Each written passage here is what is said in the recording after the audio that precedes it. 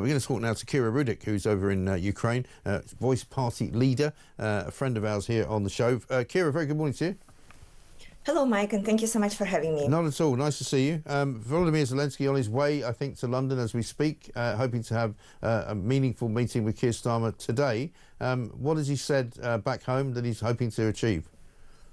Right now, President Zelensky is trying to rally up support for Ukraine in Europe to get the so-called coalition of the willing all together, to tell President Trump that Europe needs to be included in all kinds of negotiation about European security, and that Ukraine needs to be included into all negotiation about Ukraine's future. If that would work, we do not know, but it's a good thing that right now we are gathering everybody who is supporting Ukraine, and that Europe will try to stand strong, and that Europe will try to make a point that President Trump may talk to Putin, but he cannot exclude Europe from the discussion of Europe's future. Right. And what's the current situation? How has it been there for the last couple of weeks in terms of the attacks on Kiev? So it's been a bit quieter. However, the air raid sirens are going off often. We have seen that the attacks right now are concentrated on the cities that are closer to the front line.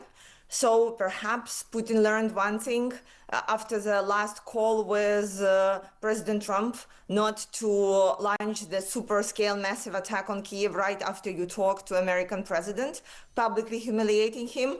However, we know that Russia is accumulating the resources for the attack, and that Russia is pushing very hard on the front line. Right. And is there any position under which your government might accept a peace deal that involved maybe giving back some land to Russia? So the main question is and would be, what are the security guarantees? So how do you make sure that Putin would not attack us again in a half year, in a year, or after President Trump is not in the office? Because this is the key point that will then imply what can be the status of the temporary occupied territories and all the other territorial discussions. However, of course, according to Ukrainian constitution, Ukraine is a sovereign land and sovereign country, and President Zelensky, even if he wanted, he couldn't just do it neither legally nor politically. So we are the same country, Mike, that people were saying that we will give up in 3 or 4 days and will fall down. We did not fall, we did not capitulate. We do not intend to capitulate right now, and of course we are not giving away our territories, our people, our land to Russia just because somebody said so. Interesting. Kira, good to talk to you. Thank you very much indeed, Kira Rudik there. Just back to Sophie. It's interesting, isn't it, that they've had this conversation going on for quite a long time, and a lot of people in the West have said, you know, Ukraine is just going to have to accept that, you know, they've lost the Donbass, they've lost Crimea, they've lost various parts of the country, which Russia's been occupying really for the best part of 2 years. But it seems like they're not willing to give it up. And I think this is the problem, Mike. Yeah. It's been going on for how long now? Yeah, I mean, 3 years, right? About 3 years, a bit longer. And what they're doing is not working. And it seems that Volodymyr Zelensky will not basically give or take on anything. He's pretty strong with what he wants. He said they won't give up land. This is where Trump has had to intervene. What we're doing to date, or what they are doing to date, has failed to work. Yeah. So let's see tomorrow, because if Trump can pull this off, this will be an incredible mark for him, because it's something that it couldn't happen under the previous administration either. Yeah.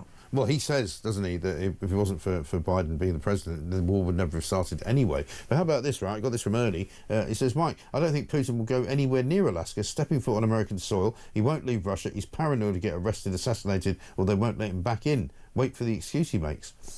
Well, he says he's going to go, and there's any chance that he won't turn up?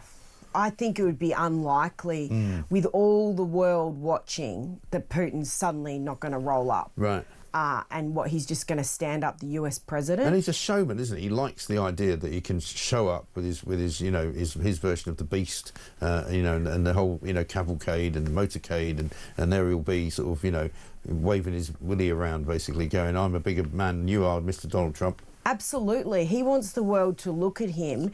He's a narcissist, really. Yeah. He wants everyone to be looking at him. He wants this to be a performance on the world stage. But as Zelensky has said, he's bluffing when it comes to worrying about whether sanctions are going to matter. Are further tariffs that could be implemented if a ceasefire isn't met? Could that happen as well? Does Putin actually care, Mike? Does he really care about the consequences of this? Right. He's a dictator. In his case, I mean, he probably quite likes being at war, doesn't he? Absolutely. It's quite good for him. I don't believe that he would be likely to want to see this to end. No, I think that may be right. Good to talk to you, Sophie. Thank you very much indeed. Sophie Ellsworth there, News Corp Australia's European correspondent. We spoke to Kira Rudik there as well.